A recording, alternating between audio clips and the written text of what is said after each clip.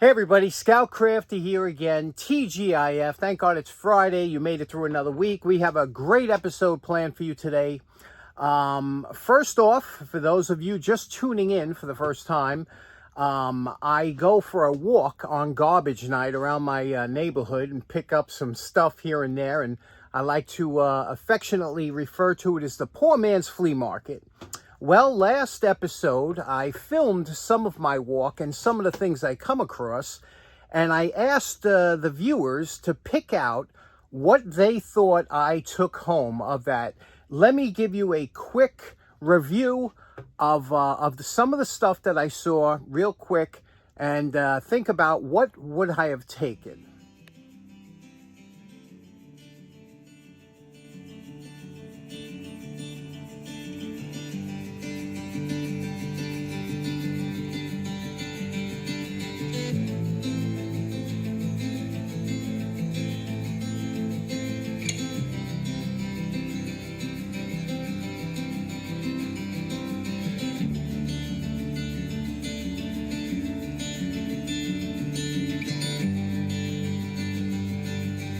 Okay, so as you can see, there was some really good pickings last week, and a lot of you were on the same page of picking out things. Most of you wanted me to take that scale. Everybody thought I was going to take the scale, the doctor's scale.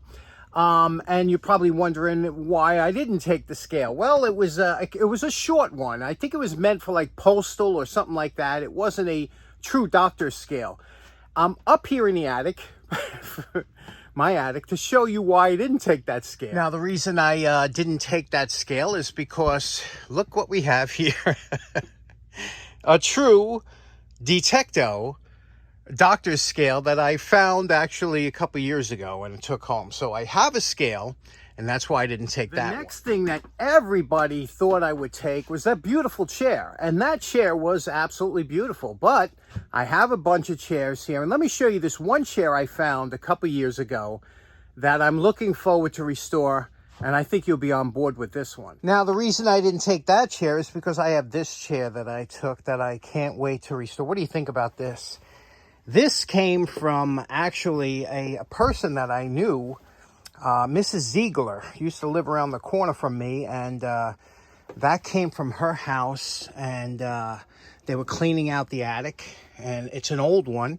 She was very old when we were young, so this got to be 100 years old, this chair. What do you think of it? Isn't that a beauty? So that's why I didn't take the scale or the chair, and let me show you what I did take. Now, surprisingly enough, only a couple of you guessed what I picked up, and that is these fireplace andirons. Now, andirons go back a few hundred years. With the invention of the fireplace, they soon realized that sometimes the logs tend to roll out of the fireplace, so they came up with these andirons. They're both decorative and functional. What an andiron does, you can see I have them set up here. You would place the logs. This is wrought iron here. You would place the logs over here in the fireplace, so this way they won't roll out. And this is in the front here for decoration. This is all brass or bronze or whatever. They're usually hollow. But the funny thing is, although I've never seen these really in use before, I know people with fireplaces, but these things go for crazy money. I looked them up to see what they were and check out the prices that they get for these andirons. Now, the cool thing is that what I'm going to do here is I took my magnet, my trusty magnet. You could see here that it's all brass. Even the legs here. So, and this is obviously wrought iron there. That's where the fireplace is. So this is actually a good find. Let's clean it up. You know, the one thing is, it's very difficult to stop a Marine from cleaning brass. It's in our blood.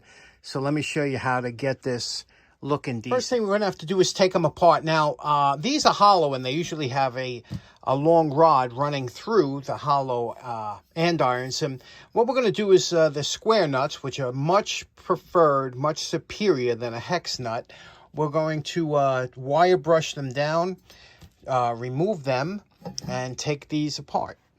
a little wire brushing around the threads, added a little 50-50, and it came right apart. Okay, remember last week we talked about top 20 tools. It's funny, a lot of you mentioned things in there that you would include in your tool. One of them was a Dremel, how to use the Dremel for this. Another one was vice grips and channel locks, how to use both of them with this. So it's funny how, you know, a lot of times it depends on the job you're going to do, how many tools we need. But now this is all disassembled, okay? I only do one at a time. For the simple reason is, when you do one at a time, it's much less likely you're going to get parts mixed up between left and right or whatever. So it just makes it easier one at a time. Now, using your magnet, find out exactly what parts are brass, bronze, and what parts are steel. Now, this is that wrought iron, okay? So we all know about that. This is the rod that went down the middle.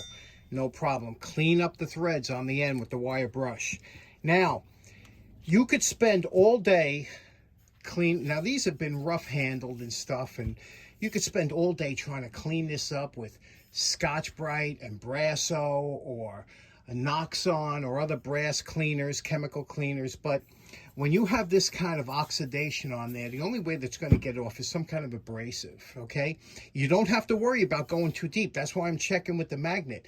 If it was brass coated steel, like you get from the Orient a lot of times, with the brass coated steel, you go right through the brass and you ruined it, right? This is all brass. We don't have to worry. So, but the best thing for this, believe it or not, the fiber wheel. The fiber wheel will take it down, and then you refine it with a little hand polishing. So we'll do that. First, this we're going to take with the wire brush. We're going to leave this. You don't want to put any coating, even though you might want to spray it with a high heat. Don't even bother. It's wrought iron. It's meant to go in the fireplace. But the rest of this, we're going to hit with the fiber wheel, thanks to Joe from Joe's shop for letting us know. And then we'll do it with a little hand polish. So let's go to that.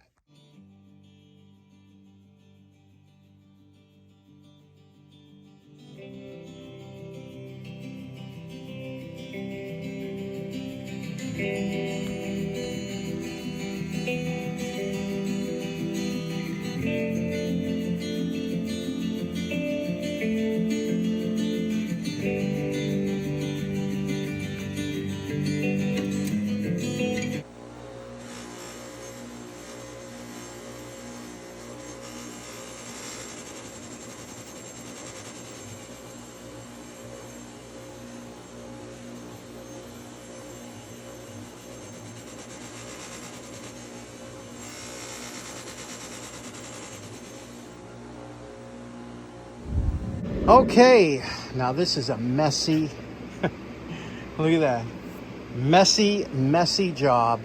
Fiber wheel leaves a lot of it. That's why you must have a mask, and you must, look at that. That was a brand new filter started. That's all just sucked out of the air. Anyway, here's where we're at. This is one. It took me about 40 minutes to do this, and that's using the fiber wheel. If you ever tried to do this with Brasso and a Scotch-Brite pad or something, it would take you hours. So Joe's shop, that's what we thank for that. So fiber wheel, and then you could just go over it and get whatever you want. Now the fiber wheel lasts all the way down. It's the same fiber wheel whether it's 8 inches or 4 inches. However, sometimes when it gets down small, you can get into other areas, but this is to the point where I'm getting close to the wash. I got to replace this. I have other ones, but don't replace them just because they get a little shrunk down. Use them all the way till you can't use them anymore. And we're going to stop for lunch, and we'll try the other one out. Okay, before reassembly, we're going to chase all the threads, make sure they're all cleaned up and lubricated. We're also going to wipe down, after wire brushing this, we're going to wipe everything down with 50-50 and buff it out. Remember the threaded stud here. You have to make sure you hit that with the wire brush. And also, I like to coat all my threads with some grease. Lastly, we'll go over everything with a little Brasso. Now, you know my favorite part. Remember what these antique andirons look like before we started. And we're calling this project done. Wow, look at these now, huh?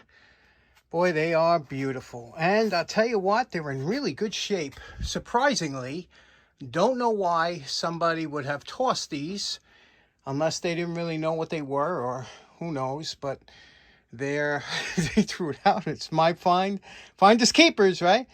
Anyway, you can see what we did here. Not only did we do the polish and everything, but we also covered it with some, after Brasso, we did some Meguiar's wax just to help keep it a little bit. But these do get tarnished in the fireplace. Anything that's kept too close to a fire, you know, is going to take some. But if you're not using it, this is a pretty thing. And look at the wrought iron, how nice that came out. That's just wire brushed and then buffed with 50/50. Okay, so there we go. What do you think? Are you on board with these? Now do you see why I took these things? I can't believe what these things run, huh? Anyway, these are in the can. Now check out that filter. This is only after doing this one project. Do you see why, how important this thing is? You have to get one of these, please. Okay, last up, I had a friend of mine ask me a couple weeks ago. He said, do you have a good heavy-duty fixed blade knife? He was looking to get one. And I said, you know, I got one. I did a review on it a while ago. I couldn't find the link. I said, next time in the attic, I'll show you. This here is a K-bar, a Becker K-bar, BK2, okay? And you can see it's been here for a while. Now, I did, like I said, a review on this when I first got the knife. It comes with like a Kydex sheath, which is good because it won't rust your blades. You know, that's what's nice about that compared to leather. It locks in there. I have it out. I took the parkerization off of the blade only because that's my personal preference, okay? But look at that. Look at this. This is a 1/4 inch thick blade. My Carter handles. It's got the striking tab in the back if you want to use it for whatever. But this knife is absolutely heavy duty. There's just something about having a bulletproof knife that you could puncture a hood with this thing. I mean, it's just super strong. It's got very high write-ups on Amazon, and all the knife guys like it. Like I said, it's a Becker BK2, made only in New York. What do you think about this? That's a really, if you want to talk about a heavy-duty 1/4 inch 1095 steel blade, that will pretty much, you can do anything too. So that's the one I would say. If you're looking for something that's not super long and something that you don't ever have to worry about failing you in the field, but it's a little heavy, but this is the one. Okay, so in closing, once again, special thanks to Joe's Shop for recommending the fiber wheel. It would have took me hours to do those andirons without it. So you just saved me a ton of time, Joe. Thank you for that. I hope you all have a great weekend. We'll see you again on Monday. Take care now. Bye-bye.